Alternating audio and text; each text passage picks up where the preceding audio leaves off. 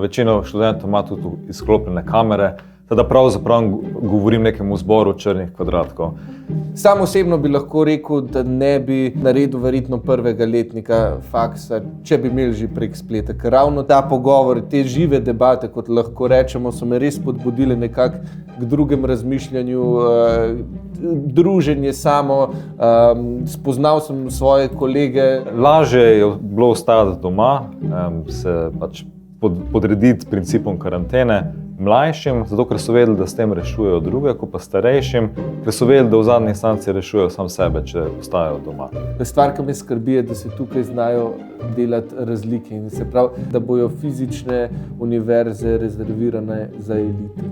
Ampak to je bilo negativno, spet pesimistično. Ampak še vedno bomo lahko verjetno hodili fizično na univerze. A je to optimistično? Recimo, da je. Jaz mislim, da velja za univerze nasploh, da so neki prostori, posebej na humanističnih fakultetah, profesori pa profesorice lahko zamišljajo najrazličnejše svetove, lahko predlagajo najrazličnejše revolucije.